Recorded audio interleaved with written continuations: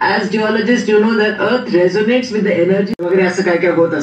So this is continuously, this energy is there and which can create problems. So this is the principle behind it.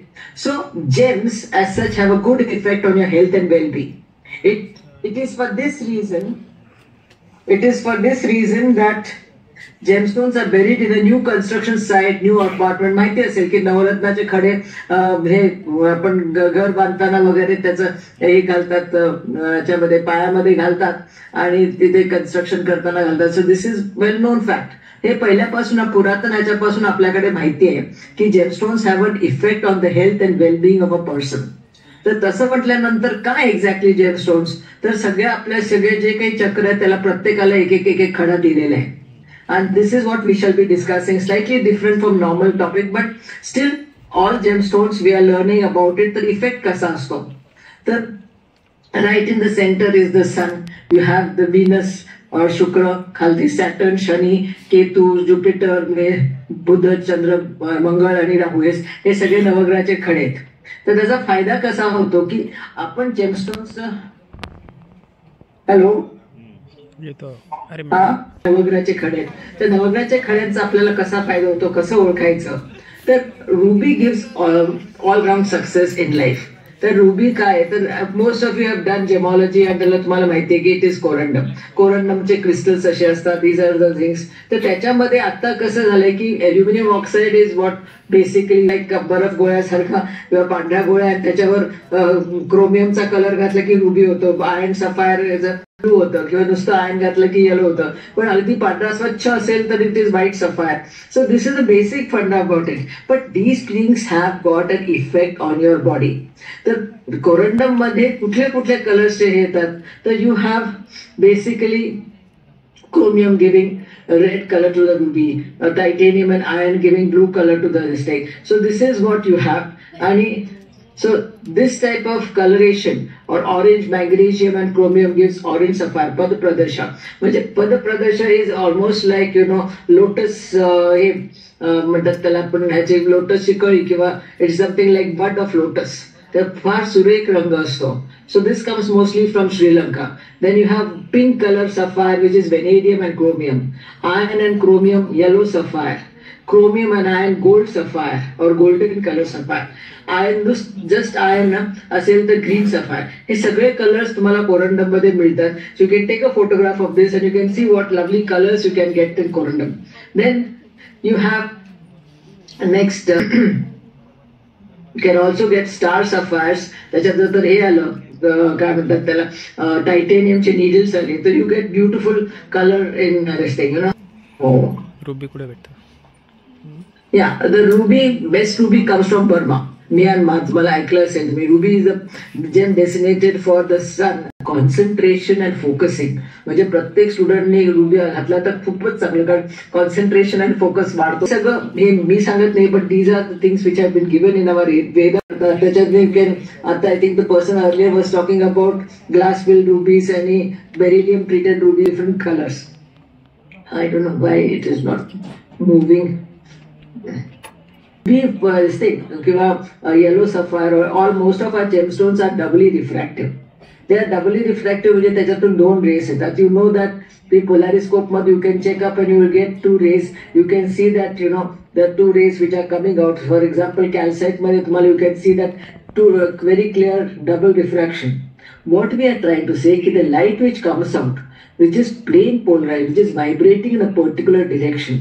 म्हणजे non-polarized light पासून light becomes polarized. It's very important कि the light which is coming out, which is almost like this thing, it's like in that ruby laser is actually, you may be knowing about this thing, आपण ते light flash करतो आणि ruby यायचं नाही काय ते laser light. तो काय एक्झॅक्टली लेझर लाईट काय असतं, तर you have actually ruby crystal through which light is sent at a high speed and high velocity, and what comes out is a plain polarized monochromatic light.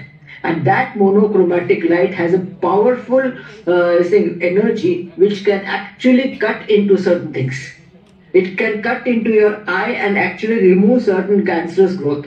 It can cut into certain things and remove certain things. ना इतकं powerful त्याचं penetration power असतं.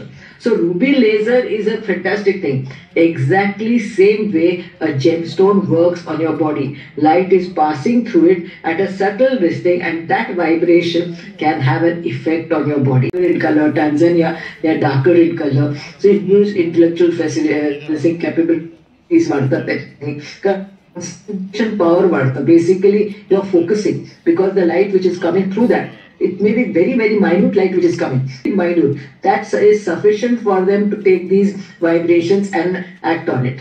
So even a slight variation can trigger off miraculous things in our body. Then ruby drives away various stress-related problems like insomnia, hysteria, etc. So it is the stone of love, which is a beautiful stones. Rubies is really one of the beautiful stones. It's the stone for Saturn. This bright blue stone is an extremely powerful stone that can provide protection from evil influences. Basically, definitely this blue sapphire has an effect on your body. Now, whether the evil effect of Saturn is not I'm not an astrologer to tell you that, but it is said that forces of Saturn, which is Saturn's rays काही असतात त्याच्यावर तुम्हाला protection. So it काय म्हणतात त्याला, these wavelengths actually are opposite direction, and therefore म्हणजे असं आहे ना की you have a wave which goes up down, and त्याला जर parallel असेल तर it will enhance the lens, the other, and there'll be interference. So what actually it does is interferes with the rays which are in घातलेले stones वगैरे.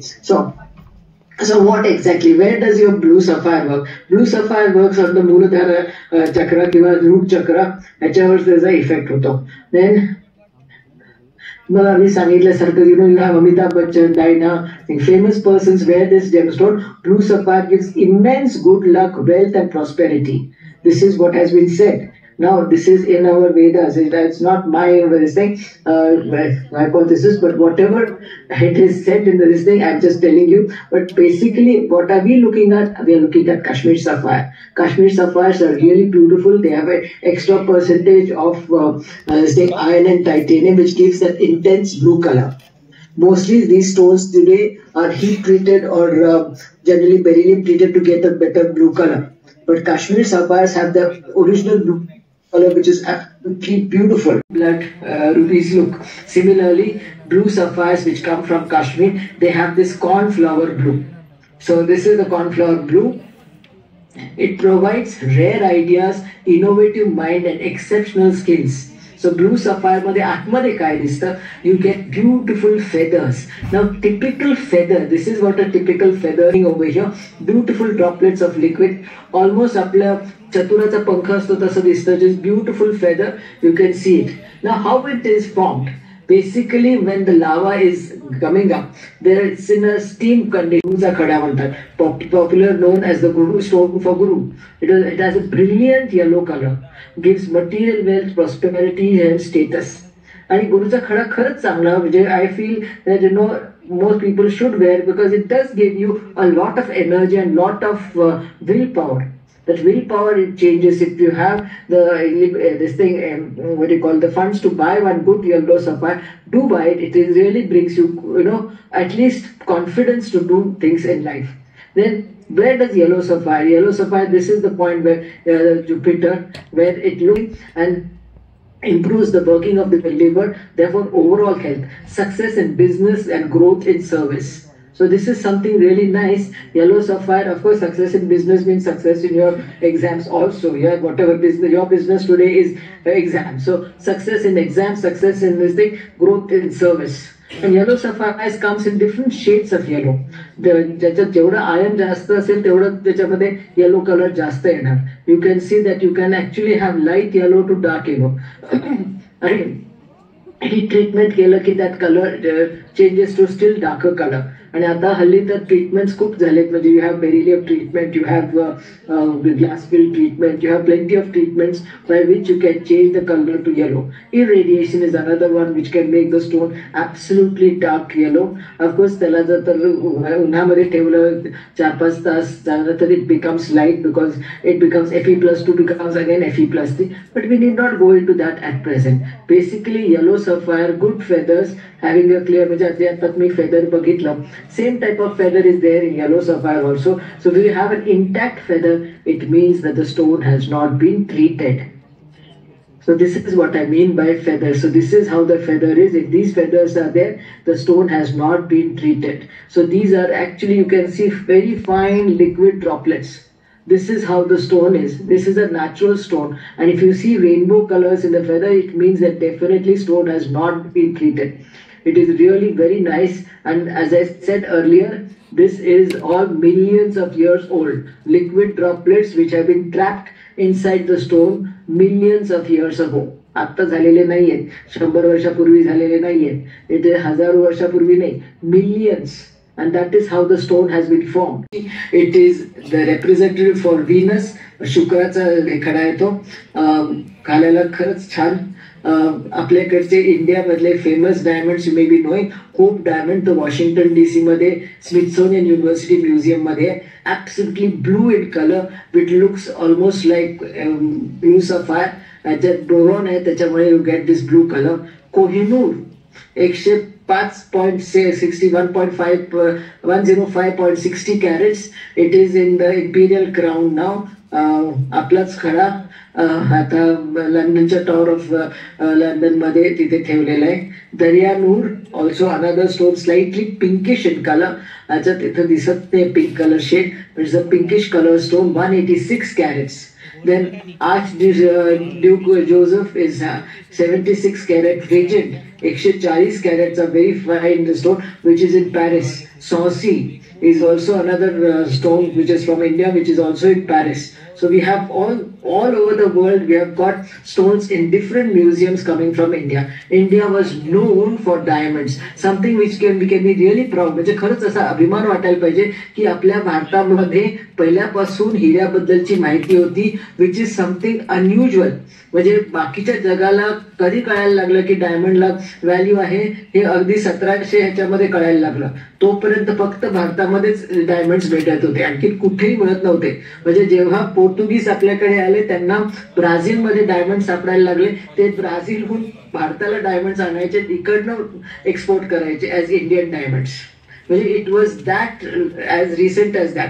तोपर्यंत फक्त भारताकडे knowledge होतं डायमंड्स म्हणजे काय. आपल्याकडे प्रचंड हे होतं, म्हणजे prosperity was very high. It was so beautiful की आपल्याकडे सगळे राजे महाराजे सगळे ह्याच्याकडे दागदागिने एवढे होते सांगायला नको. It represents wisdom and this thing, and it's very good for those who have got singing abilities, त्यांना ज्यांना voice is used to, त्याच्यासाठी it's really very good. Mercury is also ruler planet of Gemini and Virgo, so it is the one which gives you a lot of meaning. Then you must have heard that emerald has got 3-phase inclusions. म्हणजे काय, crystal, there is a gas bubble and liquid in a cavity liquid. So this is called 3-phase, which is typical for emeralds which come from Colombia. So something really fantastic about this. Then you can see this beautiful 3-phase inclusion, beautiful. Then emerald has deep green color, pleasant sight and peaceful vibrations, especially for intellectual powers and wealth. Then emerald improves decision making capabilities and presence of mind. He can increase that. This especially suitable for diplomats, scientists, businessmen, insurance officers, musicians, teachers. Especially for teachers or those who have to do a lot of math. So these are the ascending and descending order. Chrysoberyl cat's eye is known for the Ketu. It influences the brain and therefore for thinking and relationship and wisdom. This really beautiful stone, you know how the cat's eye effect takes place because of fine needles or growth tubes inside it. So the cabochon cut केलं तर you get really very very nice cat's eye effect. So chrysoberyl cat's eye, it is known as cymophane. Then ह्याच्यात ते needles आहेत आणि हे needles असे असतील ना, आणि if you cut the stone cabochon cut मध्ये you get lovely the line, तेवढं त्याची किंमत जास्त असते. So chrysoberyl cat's eye removes all negative influences of Ketu such as physical weakness and mental worries. Side effect ensures financial gains, consolidates accumulation of wealth. So I think the timing ह्याचं मला वाटतं काही 4 मिनिटं राहिली आहेत. It's better to give me one more link so that I can continue further. So then Hessonite garnet. Hessonite garnet is त्याला गोमेद म्हणतात. In fact आता माझ्या ग्रीसमध्ये माझा कॉन्फरन्स होता, इंडियाचे हेसोनाइट गार्नेट वर माझा पेपर होता. हे सगळे crystal inclusions you can see needle like inclusions are typical for hessonite garnet. Hessonite garnet is considered as a stone for Rahu. This thing planet considers the ascending mode of the this thing moon. Rahu generates unnecessary worries and stress. So Rahu जो आहे तो त्रास देतो असं म्हणतात, आणि त्याच्यासाठी हा गोमेद वापरला जातो. गोमेद encounters all the ill effects of Rahu. To what extent don't know, but definitely लोकांना जर सांगितलं असेल तर त्यांनी घालावा. त्यांचं असं बऱ्याच बरं होतं त्यांचं, म्हणजे prosperity and gradual accumulation of wealth is seen in them. Then different types of garnets. बऱ्याच वेळा लोकांना वाटतं की गार्नेट म्हणजे एकाच कलरचा, but you get pyrope, almandine, spessartite, then you have warovite, savorite, rhodolite, topazolite. All these are garnets, beautiful colored garnets. And these beautiful colored garnets, especially spessartite and these are extremely costly. म्हणजे जवळजवळ 10 ते 20,000 dollar पर crate एवढ्या रेटचे असतात. डिमेंटॉइड garnet $10,000 per carat. Really costly stones. And coral is म्हणजे तो ह्याच्या समुद्रात सापडतो, पण it is not a plant, it is actually tiny animals are there which live in these tiny holes. आणि त्या छोट्या छोट्या ॲनिमल्सनी तयार केलेलं हे कवच आहे, and that is what we call as coral. So as tiny animals, they're just about 1 centimeter to 1 millimeter in size. तेवढे छोटे छोटे छोटे इथे अशाचे भोंके त्याच्यात राहतात, and they create this coral. So coral is another stone what we call as मुंगा किंवा पवळं म्हणतो, पण this is a planet commander in chief of the 9 planets for the Mars. So it is for the Mars. Mars is a very important planet. And this deep red color bestows a person self-confidence and administrative abilities. Supposed to be very similar significance as of the heart. It gives calmness, vibrant feeling, improves memory. So मोती घातले ते तुमची memory चांगली होते म्हणे. So मोत्याचं नक्की घालत जा, it will help you, gives confidence and to interact with people. So आम्ही व्हिएटनामला गेलो तो खूप मोती पाहिले, खूप म्हणजे रिअली टनानी मोती पाहिले, म्हणजे truck loads of pearls. This is how it was. So pearls मध्ये you have marine pearls, freshwater pearls, you have imitation pearls. Marine pearls मध्ये natural and cultured, freshwater मध्ये natural and tranquility, calmness as well as enhances the power of love. तो हा असा calmness देतो. So if you see, you have pearl, which is all from top to bottom. You have all the gemstones in your life, and they create, if you have 9 stones in one listing, you definitely have power, because that will give you definitely a good life. So नवग्रहाचे खडे तुम्हाला definitely तुमच्या ह्याला आयुष्याला wear good. Zoning आहे, या वरून तुम्हाला distinguish करायचे की तो नॅचरल आहे, पण त्याचबरोबर ते जे फिंगरप्रिंट्स आहेत, क्रिस्टल्स आहेत किंवा निडल्स आहेत, ते कसे आहेत, ते कोणत्या फॉर्म मध्ये आहेत. जर त्याला हिट केलं असेल, नॉर्मल हीट, जसं की सफायर मध्ये 400 डिग्री ते 800 डिग्री पर्यंत त्याला नॉर्मल हीट होते, त्यामध्ये काय होतं, फिंगरप्रिंट बर्न नाही होत, क्रिस्टल पण बर्न नाही होत, पण ज्या निडल्स असतात एकदम सॉफ्ट निडल असतात त्या ब्रोकन होतात. मध्ये जे पूर्ण सरळ असे निडल असते त्यामध्ये ब्रोक होतात आणि तुटतात. मग त्यावरून एक अंदाज लावायचा असतो की हा याच्यामध्ये हीट ट्रीटमेंट झालेली आहे, पण एक स्लो प्रोसेस मध्ये झालेली आहे. तर त्याच स्टोनला जर 1200 डिग्री ते 1600 डिग्री टेम्परेचरवर जर हीट केलं असेल तर त्यामध्ये क्रिस्टल, फिंगरप्रिंट, जे कोणते पण इन्क्लुजन आहेत ते सर्व बर्न होणार. क्रिस्टल बर्न होऊन त्याचा एक स्नोबॉल बनणार, फिंगरप्रिंट बर्न होऊन त्याचा एक वेगळा पॅटर्न तयार होणार. त्यावरून तुम्हाला कन्क्लूड करायचंय की त्याच्यामध्ये एक्झॅक्टली ट्रीटमेंट आहे की नाही आहे. त्यानंतर गॅस बबल्स कन्क्लूड नाही करू शकत. जर ट्रीटमेंट झाली असेल, फिंगरप्रिंट पूर्ण बर्न झाल्या, तर तो गॅस बबल नॅचरलच्या ट्रीटमेंट मध्ये पण येतो. म्हणजे आता युव्ही फ्लोरसन्स करते स्टोनची नॉर्मल ट्रान्सपरन्सी वेगळी आणि जेव्हा युव्ही लाईट मध्ये ट्रान्सपरन्सी करतो ती वेगळी. त्या ट्रान्सपरन्सी मध्ये जर स्टोन ट्रान्सपरंट आला तर तो 100% सिंथेटिक. फर्दर टेस्टची तुम्हाला गरज नाहीये. जे तुम्ही 100% शुअर झाला की हा स्टोन सिंथेटिक आहे, जर तिथे जर ट्रान्सपरन्सी ओपेक आली, काहीच दिसत नाही, मग तिथे तुम्हाला दोन्ही ऑप्शन पण आहेत. तो स्टोन आयदर सिंथेटिक असू शकतो किंवा नॅचरल. त्यासाठी तुम्हाला पुढची प्रोसेस फॉलो करावी लागेल. जर स्टोन तुम्ही मायक्रोस्कोपवर बघताय त्यामध्ये तुम्हाला गॅस बबल दिसले, गॅस बबल बरोबरच तुम्हाला जर फेदरमध्ये फ्लॅशेस दिसले, जसे की ब्ल्यू फ्लॅशेस किंवा ऑरेंज कलरचे फ्लॅशेस आणि गॅस बबल पण आहे, तर त्याच्यामध्ये ग्लास फिलिंग केलेली आहे. सफायर आहे किंवा रुबी आहे, त्याच्यामध्ये ग्लास फिलिंग करतात का, तर ते स्टोन जेव्हा फॅसेटेड करतात त्याच्यामध्ये फ्रॅक्चर भरपूर तयार होतात. मग ते फ्रॅक्चर फिल करण्यासाठी त्याच्यामध्ये ग्लास फिलिंग करतात. त्या ग्लास फिलिंग केल्यानं काय होतं, एक स्टोनचा लुक चेंज होतो आणि एक शायनी दिसायला. Beryllium diffusion, surface diffusion, dyeing, त्यानंतर टोपाज, एमरल्ड मध्ये ऑइल आणि रेझन. आजकाल मार्केटमध्ये आताच एक रिसेंटली दिल्लीमध्ये एक्झाम्पल माझं, एक चांगले क्लास 1 ऑफिसर त्यांनी रुबी परचेस केलेला. त्यांना आयडिया नाही काहीच की तो नॅचरल आहे. नॅचरल आहे त्यांना आयडिया होता, पण त्याच्यामध्ये काही ट्रीटमेंट झाली हे माहिती नव्हतं. आणि त्यांना तो एका ज्योतिषाने सांगितलं की तुम्ही रुबी परचेस करा आणि तुमच्यासाठी तो फायदेशीर आहे. त्यांनी परचेस केला आणि ते आमच्या ऑफिसमध्ये आले टेस्टिंग करण्यासाठी. आणि ते महाराष्ट्रीयन असल्यामुळे माझं त्यांच्यासोबत चांगलं बोलणं झालं. मग त्यांनी सांगितलं मला की असं परचेस केलेला आहे मी, आणि मला वाटतं की हा जाणून घ्यायचा नॅचरल आहे की सिंथेटिक आहे. मी नॅचरल म्हणूनच घेतलेला आहे आणि खूप चांगल्या किमतीमध्ये घेतलेला आहे. तर मला एक अंदाज काढायचा की काय आहे. म्हणजे ठीक आहे, तुम्ही स्टोन सबमिट करा, आम्ही बाकी सगळे प्रोसेस फॉलो करून तुम्हाला सर्टिफिकेट इश्यू करतो. ते बोलले ठीक आहे. त्यानंतर जेव्हा स्टोन तो मी स्वतः टेस्ट केला होता, ग्लास फिलिंग केली होती त्याच्यामध्ये, आणि त्याच्यामध्ये ग्लास फिलिंग जवळपास हाय मतलब मॅक्सिमम क्वांटिटीमध्ये केली होती. तसं झालं असं की त्याच्यामध्ये ज्या गोष्टीसाठी त्यांनी स्टोन घेतलेला आहे रुबी वेअर करण्यासाठी, त्याचा फायदा त्यांना कमी होणार, कारण त्याच्यामध्ये ग्लासची क्वांटिटी जवळपास 70 ते 80% झाली होती. आणि अशाने काय होतं, जसं आता सुरुवातीला मॅम म्हणले की बाबा आम्ही स्टोन देतो, ते कळत नाही की कोणता होता. कस्टमर नाराज होतो की मला फायदा नाही झाला त्या गोष्टीचा.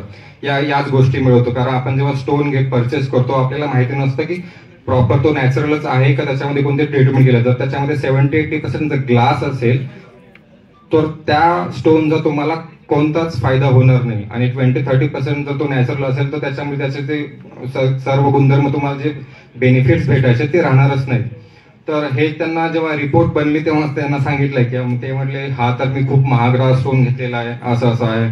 मी स्टोन तर नॅचरल आहे पण यामध्ये ट्रीटमेंट केलेली आहे, नॅचरल स्टोन आहे, ग्लास फिलिंग आहे. ते बोलले मग किती पर्सेंट आहे, काय काही गोष्टी आहेत की ते म्हणले नाही. ते म्हणले मग परचेस केलेला पण वेअर करू की नाही करू. मी ते तुमचा प्रश्न राहिला की आम्ही त्यांना एक पर्सेंटेज सांगून दिलं की सर्टिफिकेट इश्यू केलं. मध्ये येतं स्पेसिस नॅचरल कोरंडम, व्हरायटीमध्ये येतं natural ruby in bracket glass field, आणि ते ग्लास फील्डची क्वांटिटी किती हे पण त्याच्यामध्ये मेन्शन होतं कमेंटमध्ये. म्हणजे की त्यांनी जो स्टोन टेस्ट केला तो एक्झॅक्टली कोणता आहे, त्यामध्ये कोणती ट्रीटमेंट केलेली आहे आणि कोणता ग्लास त्यामध्ये यूज केलेला. जसं की बिस्मुथ ग्लास आहे, लीड ग्लास आहे. हे 2 ग्लास जे आहेत ते मॅक्सिमम प्रमाणामध्ये ग्लास फिलिंग करण्यासाठी यूज करतात. त्याच्यामध्ये शाईन लुक आलेला आहे आणि तोच नॅचरल मध्ये तो नाही.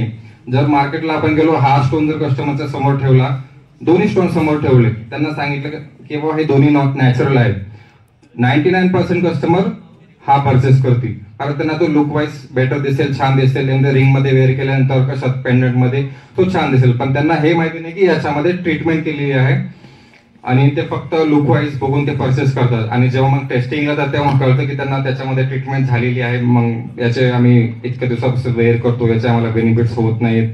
मग ते ज्योतिषांकडे जातात, ज्यांच्याकडून परचेस केला होता त्यांना सांगतात की नाही असं असं होतंय. या सर्व गोष्टी होतात. याच्यात फरक होतो. याच्यातले ग्लास फिलिंग मध्ये जे इम्पॉर्टंट जे इन्क्लुजन असतात, फिंगरप्रिंट्स, क्रिस्टल्स, हे सगळे बर्न होऊन जातात आणि एक शाईन लुक तयार होतो. कधी कधी काय होतं, नॅचरल स्टोन असे फार क्वचित येतात ज्याच्यामध्ये रेअर म्हणजे विदाउट इन्क्लुजन फार कमी स्टोन होतात. ते स्टोन एक तर खूप रेअर भेटतात आणि खूप कॉस्टली पण असतात बघायला गेलं तर, त्या हेतूने जर बघायला गेलं तर. त्यानंतर दुसऱ्या अजून ट्रीटमेंट होतात ते बेरिलियम डिफ्युजन आणि surface diffusion.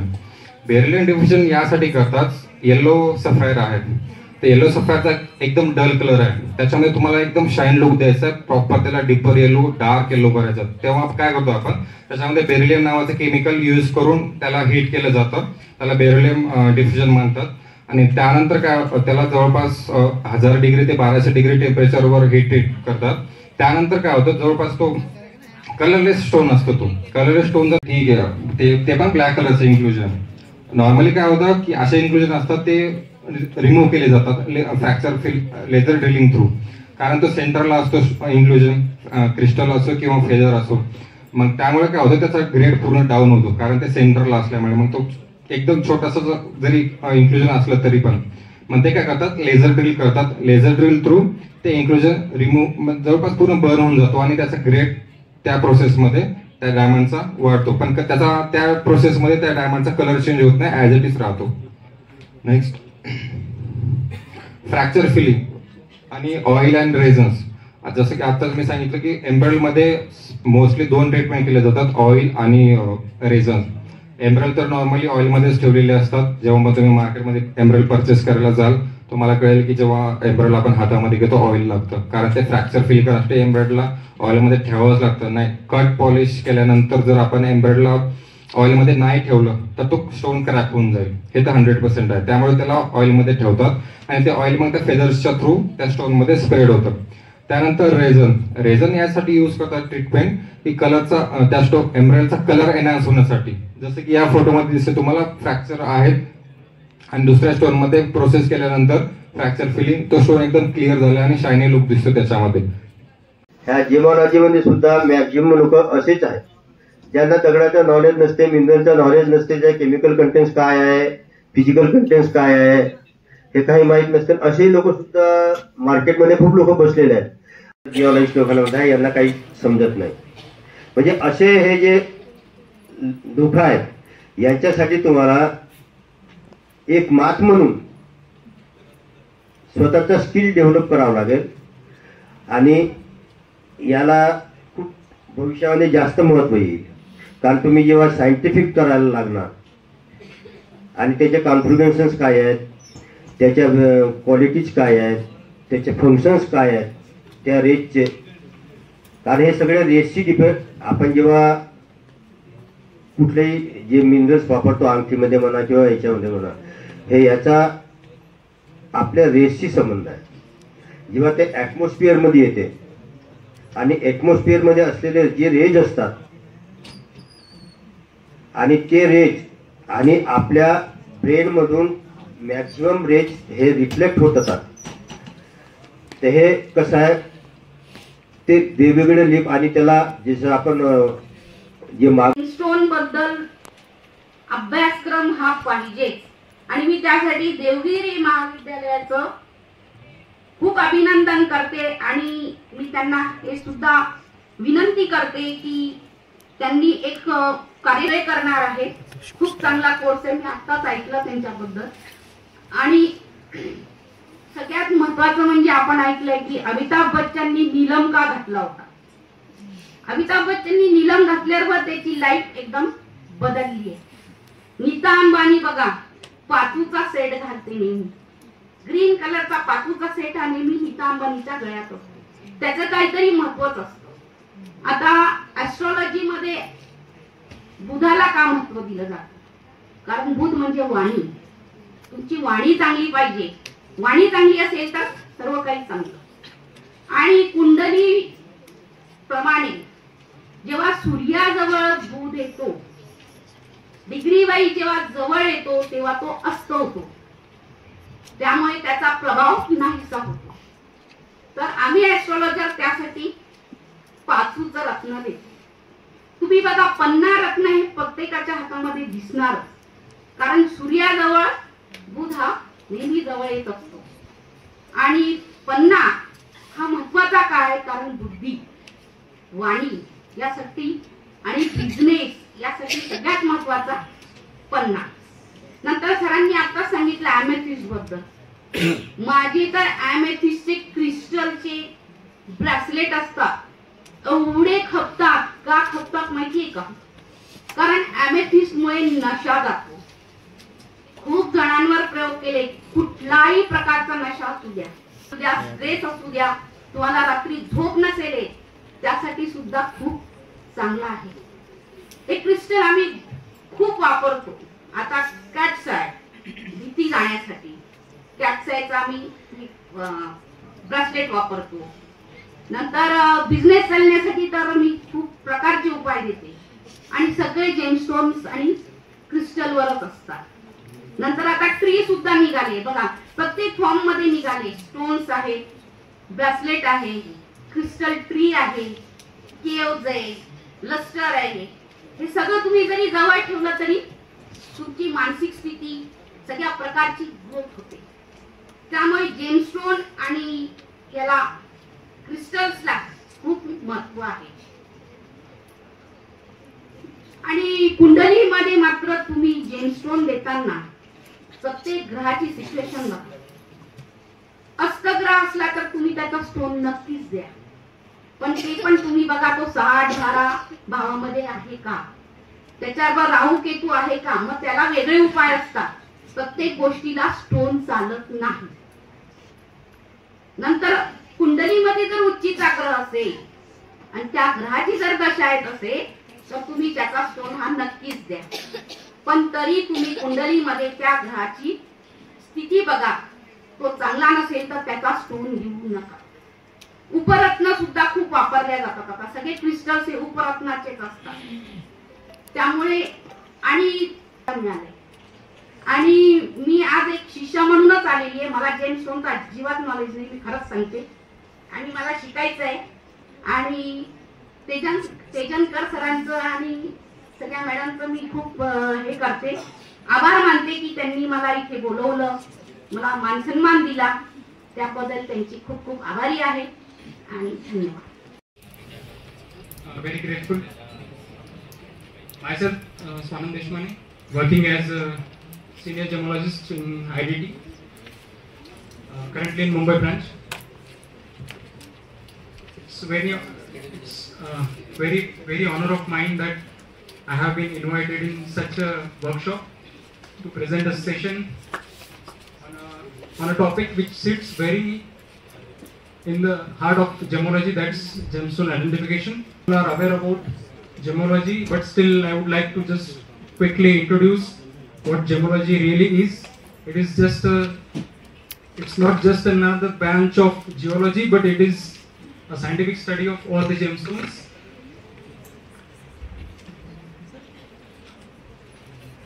Considering in the identification session, a gemologist is the one who sees here sitting in a session, maybe doing our career into this, maybe looking our career into this, and why the teachers, the staff are taking so much effort to make this topic a global level.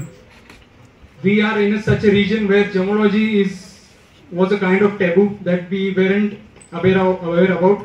Only the certain crystalline examples खूप सारे आहेत, जसे की diamonds आहेत, quartz variety, ruby, all are crystallines. But amorphous, you might be aware about amber, pearl, corals. They are not crystalline, so they are under amorphous. Second is on the basis of origin, की त्यांचा origin कसा झाला, नेमका अर्थ मध्ये झाला, एखाद्या minerals पासून झाला, किंवा एखाद्या लिव्हिंग किंवा डेड ऑर्गॅनिझम मुळे झाला. तर लिव्हिंग किंवा डेड ऑर्गॅनिझम ऐकून तुम्ही हैराण होऊ नका, कारण पर्ल्स किंवा कोरल्स हे लिव्हिंग ऑर्गॅनिझम्स पासूनच तयार झालेले जेमस्टोन्स आहेत आणि ते ऍक्च्युअल जेमस्टोन कॅटेगरी आहेत. सो ऑर्गॅनिक आणि इनऑर्गॅनिक. ऑर्गॅनिक म्हणजे तेच जे डेड आणि लिव्हिंग ऑर्गॅनिझम, जसे की मी एक्झाम्पल्स ऑलरेडी दिलेत, पर्ल, कोरल, एम्बर झाले. आणि इनऑर्गॅनिक मध्ये जे पण आपले मिनरल्स ग्रुप आहेत, quartz, crystals, corundum family, beryl family, feldspar, in such a way that की ते यामध्ये राहतात. ते हे कॅल्शियमचं एक सबस्टन्स आहे, कॅल्शियम तयार करून ते त्यामध्ये राहतात. Once they are dead, the only remaining part is this coral polyps, आणि याच्यापासूनच आपण कोरल बीड्स किंवा ज्वेलरी बनवतो. खाली तुम्ही आणखी एक इमेज बघू शकता. इथे हे दोन, एक पर्ल आणि एक ऑयस्टर आहे. आयडेंटिफिकेशन प्रोसेस यामध्ये जाण्याआधी मी सांगू इच्छितो की gems are not only shiny objects, as you can see here, they are actually geological fingerprints. कारण त्यामध्ये फक्त आता मागील वर्षापूर्वी किंवा लगेच तयार झालेला असं काही कुठला प्रोडक्ट नाही आहे. तो gemstones are as old as living organisms on earth. Yes, you heard me right. Continents आपले जे द्वीप आहेत ते बनण्या अगोदर सुद्धा, त्याच्या बनण्याच्या अगोदर पासून त्यांचा उल्लेख येतो, त्यांचं ओरिजिन तिथपर्यंत जातं. कारण त्यांचं जे आजकाल कार्बन डेटिंगमुळे आपण माहीत करू शकतो की त्यांची actual age 3 to 4 million years ago पण असू शकते. So whatever diamonds you are, maybe whatever jewellery you are getting into your hand, it's not only just a byproduct of anything, it's actually a geological fingerprint. Visual observations मध्ये simple आहे की तुम्हाला जे naked आयने तुमच्या दिसतंय, whatever characteristics are visible from naked eye, like colour, transparency, contrast, lustre. Next is microscopic observations, जे आपल्याला नेकेड आय नाही दिसू शकत, ते आपण with the help of microscopes, with the help of gem loupes, त्यामध्ये आणखी सखोल जाऊन more detail we can get the results. Optical tests, as we spoke earlier, that optical tests are very necessary. जेव्हा ऑप्टिकल टेस्ट गरजेच्या नसतात तेव्हा advance taste use होतात. आजकाल खूप ॲडव्हान्स झालेत की आपण जेम्सटोनमध्ये एक लाईट रे सोडून त्याचा जो ग्राफ येईल त्या ग्राफवरून आपण सांगू शकतो की जेम्सटोनचं ओरिजिन कुठे आहे, actually where does the gemstone belong. And last, हे सगळे जेव्हा टेस्ट आपण पास करतो तेव्हा जे लास्ट रिझल्ट आपल्याला ॲज अ जेमोलॉजिस्ट किंवा as a retailer, manufacture, who as ever we are, जे आपल्याला डॉक्युमेंटेशन जे आपल्याला कन्क्लूड करायचं असते. Basically gemology is a kind of detective work. We have to visualize observe very minutely and gather all the points together, plot them and get to a conclusion. की tools नसताना आपल्याला gemmology करताच येणार नाही. But एक train gemmologist 60 to 70% फक्त visual ऑब्झर्वेशनने सांगू शकतो की हा जेमस्टोन आहे कुठला. असं मॅन्डेटरी नाही की समजायलाच पाहिजे, पण it's a kind of a process. So व्हिज्युअलमध्ये आपण ट्रान्सपरन्सी पण बघू शकतो की इथे फर्स्ट इमेज जी तुम्हाला दिसते हा एक जेमस्टोन आहे. It is a cabochon stone, green onyx. यामधून लाईट पूर्णपणे ट्रान्सफर होईल त्याला आपण ट्रान्सपरंट जेमस्टोन म्हणू शकतो. ज्यामध्ये थोडंफार लाईट किंवा त्याच्या बॉर्डरने आपल्याला लाईट ट्रान्सफर होताना दिसेल त्याला आपण सेमी ट्रान्सलुसंट किंवा सेमी ट्रान्सपरंट म्हणू शकतो. अँड थर्ड आहेत ओपेक. आता हे जे दोन मध्ये तुम्हाला इमेजेस दिसतात यामध्ये लाईट ॲक्च्युअली पास होऊ शकत नाही कारण त्यांचं क्रिस्टल फॉर्मेशन तसं आहे. So those are opaque stones. On the basis of shape and cut, all the points here are just basic that we can visualize by shape and cut. The image here you can see rough stones. They are naturally occurred in earth. Next you can see here there are polished stones. We call it as cabochons. Third are some faceted as well. So cuts may be varying very differently. Shapes might be also an amorphous stone because it doesn't have any crystal structure. Opal is the only stone which has 3 to 25% water percentage actually, and microcrystalline silica color. Next is observations. जेव्हा दिसत हे पूर्ण gemstone चे inclusions आहेत. One by one. First image here is a spinner. You can see a crystal inside. And round spherical fingerprint like structure, we call it as fingerprints inclusion in gemstones. हे होण्याचं कारण म्हणजे यामध्ये जेव्हा external heat झालेली external crystal आहे तो स्ट्रेसमुळे fractures निर्माण करतो आणि त्यामुळे ते फिंगरप्रिंट एक मस्त ब्युटिफुल फिंगरप्रिंट अशी तयार होते. हा एक स्पिनलचा एक्झाम्पल आहे. The image down here is amethyst आणि हे जे तुम्हाला यामध्ये निडल्स दिसत आहेत ह्या रुटाइल निडल्स आहेत. These are the growth marks actually when the time of gemstone formation. Gemstone form एकदम असा कुठलाही लगेच होत नाही. जसं मी आधी जिक्र केला की त्याला 3 millions of maybe 4 millions of years लागतात. सो ऑन दॅट प्रोसेस त्यामध्ये खूप जास्त चेंजेस होतात. टेम्परेचर्स किंवा प्रेशर चेंजेस होतात. तर ते प्रेशर चेंजेसमुळे त्यामध्ये बरेच केमिस्ट्री आजूबाजूचे जो होस्ट रॉक आहे जसे की तुम्हाला जिओलॉजीमध्ये सरांना तुम्हाला बेसिक चालू असेल की होस्ट रॉक्समुळे त्या जेमस्टोनची स्पेसिफिक केमिस्ट्री चेंज होऊ शकते. तर त्यामुळे अशी निडल्स तयार होतात. This central image is of emerald which is 2 phase inclusion. हे ॲक्च्युली जे सराउंडिंग आहे हे लिक्विड आहे.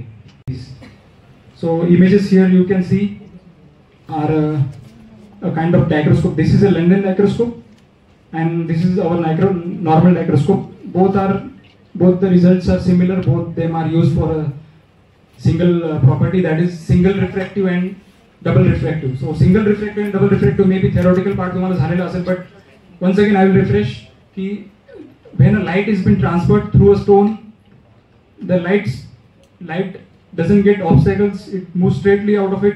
It is single refractive stones, and when the light rays are been divided into two directions and speed, those are double refractive stones. आणि दोन synthetic आहेत. So any random guess which might be natural and which might be synthetic? Natural is left side. Synthetic, okay, right? This one is, first one is natural. Yes. Okay. Second. Any guesses? Just random guesses, no issues. Okay. Third. Okay. And the final one. Okay. Who is that guy? Very good. So let's decode this. The first image here is two-phase inclusion in emerald, that is natural inclusions. You can see a layer of liquid and a gas bubble trapped inside. So this is very beautiful example of two-phase and natural emerald. Next image here is ruby, and the scattering effect is because of the root and needles which are formed at the time of growth. This is also an example of natural ruby. Third, most of you guessed it as natural, but this is synthetic emerald, which is formed with the process of hydrothermal process, ज्यामध्ये aluminium oxide आणि chromium oxide heat केलं जातं आणि at a certain temperature and pressure त्यामध्ये एक जो एमरल्डचा जो recrystallise formation मध्ये हायड्रोथर्मल त्याला प्रोसेस म्हणतात. सिंथेटिक एमरल्ड हा फॉर्म होतो. हे जे आहेत हे इन्क्लुजन्स ऍक्च्युअली शेव्हरॉन्स म्हणतो याला. हा वेव्ही पॅटर्न आहे आणि हा वेव्ही पॅटर्न जो आहे हा एमरल्ड सिंथेटिक एमरल्ड मध्येच मिळतो. So this is an example of synthetic emerald. This is very beautiful example. Example of flame fusion and Verneuil process synthetic ruby. हा जो कर्व्ड बँड इफेक्ट आहे हा very very unique. Any cases, no issues. Natural. Okay, once again. Third image. Sorry, mixed reactions are there. Synthetic or natural? Okay, mixed reactions. Fourth image, you can see a curved band here as well. Okay, so let's decode it. This is a quartz crystal, rutile needles. This is very beautiful example of rutile quartz, natural.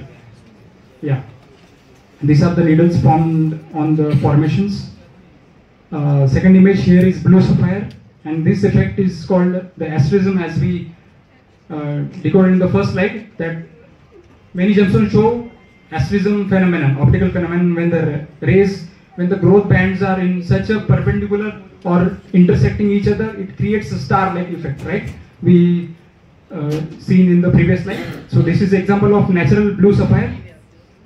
Third image here is once again image of, you can see these are like nails being hammered into stones, right? A nail-like structure being hammered into stones. This is very beautiful example of again hydrothermal synthetic emerald.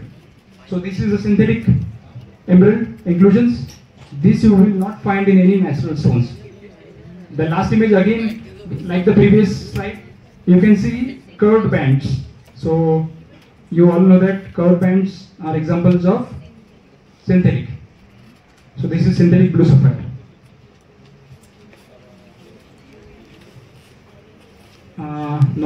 They are formed into various beautiful colors. त्यामध्ये chemicals use करून त्याची dying करून corals आपण चांगल्या gemstone मध्ये बदलाव करू शकतो त्याचा. आणि ज्वेलरी मध्ये या दोन्ही इमेज पैकी तुम्हाला कुठली चांगली वाटेल? Obviously the red one, right?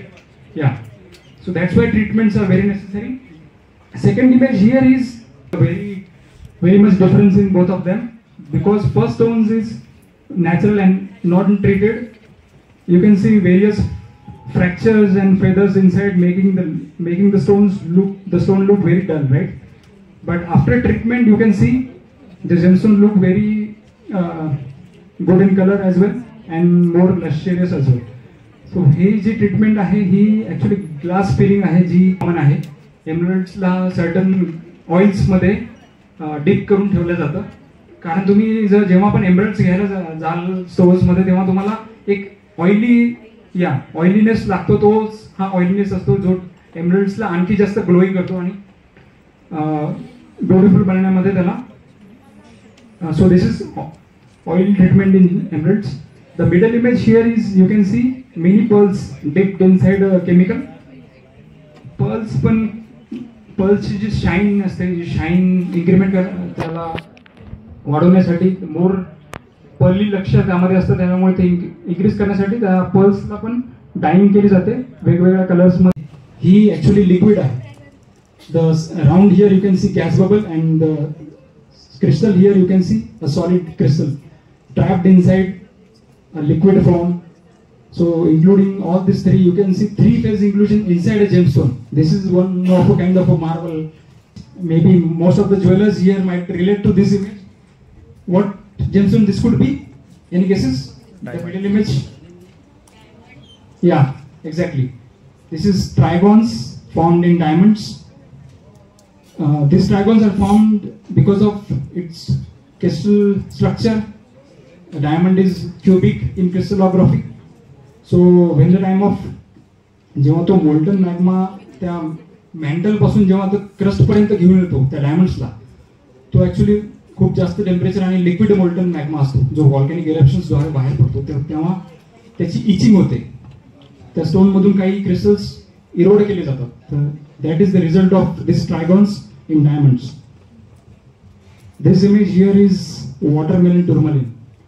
It actually looks like watermelon and this is very beautiful of nature's artistry. हे जेव्हा लावा कूल होतो तेव्हा त्यामध्ये जे क्रॅक्स निर्माण होतात त्यामध्ये हाय हॉट एकदम जो वॉटर असतो मिनरल रिच वॉटर तो त्यामध्ये जाऊन हे क्रिस्टल्स निर्माण करतात. आता हे पिंक आणि हे बिकॉज ऑफ द मॅग्नीज आणि this blue greenish part is because of the iron content. ते मॅग्नीज आणि आयर्न कंटेंट त्याच लेअरमध्ये तेव्हा त्याच पिरियडमध्ये त्या जेमस्टोनच्या होस्ट रॉक्स मधून आलेले आहेत आणि त्यामुळे हे एक वॉटरमेलन टोरमेलिन क्रिस्टल आपल्याला दिसतो. This is any guesses what this inclusion may be? Insect is actually a proper insect trapped inside amber. जसं की मी तुम्हाला आधी डिस्कस केलं होतं की जे ट्रीज मधून जे रेझिन्स निघायचे, जे गम्स निघतात ते खूप मिलियन्स ऑफ इयर्स आधी सरफेसवर पडले आणि नंतर त्यांचं सेडिमेंटेशन त्यावर एक लेअर येऊन ते हार्डन झाले जास्त आणि may be that time any insect त्यावर ते रेझिन पडलं असावं आणि त्यामधून असे जुरासिक पार्क सगळ्यांनी बघितले असेल लहान असताना. त्यामध्ये पण ते जे त्यांनी क्रिस्टल दाखवले त्यामध्ये व्हेरियस इन्सेक्ट्स किंवा खूप सारे वेगवेगळे ॲनिमल्स त्यामध्ये ट्रॅप झालेले दाखवले त्यांनी. या फॉसिलाइज जो मूवीमध्ये दाखवला तो ऍक्च्युली आर्टिफिशियल होता, but this is a kind of natural की हे इन्सेक्ट ऍक्च्युली ओरिजिनल आहे आणि त्यामध्ये ते तसंच प्रिझर्व झालं त्या रिझिनमुळे. So this is very beautiful example of amber. This are ammonites. This gemstone is called ammonite and it is actually named on that marine animal. This shell like animals are found, were found, now these animals are extinct. These were found in marine life before, नंतर त्यांचं extinct होऊन ते जमीन accumulate करून हे खूप मस्त सुंदर असं एक जेमस्टोन आपल्या समोर येतोय. हे पण आजकाल युनिक ज्वेलरी म्हणून यूज केलं जातं. हिअर एक तुम्हाला एलियन सारखं दिसत असेल की काहीतरी जेमस्टोन मधून एलियनचे काहीतरी हात वगैरे असे बाहेर. फ्युनेरल मध्ये ऍक्च्युली रेडिएटिंग फॅक्टर्स पण असू शकतात जे रेडिएशन्स सोडतात. तर त्या रेडिएशन्समुळे हे जे फायबर्स असे कुठल्याही डायरेक्शन मध्ये ते जाऊ शकतात. So this is another example of natural spinel. The gemstone very looking like blood like colour. This is painite. Painite हा जवळपास 8,000 टाइम्स डायमंड्स पेक्षा रेअर जेमस्टोन आहे. का? कारण यामध्ये बोरॉन आणि झिर्कॉनियम हे जे दोन्ही एलिमेंट्स आहेत केमिस्ट्रीच्या विद्यार्थ्यांना मे बी रिलेट करू शकतो की जो बोरॉन आणि झिर्कॉन हे जे दोन एलिमेंट्स आहेत हे कधीच एकासोबत असोसिएट होत नाही. ते त्यांचा मे बी काही गुणधर्म असू शकतो. सो बोरॉन आणि झिर्कोनियम जे दोन एलिमेंट्स जेव्हा टुगेदर येतात आणि एका जेमस्टोनमध्ये असतात तेव्हा तो पायनाईट असा नाव आपण त्यांना देतो. This is the rarest gemstone we ever found.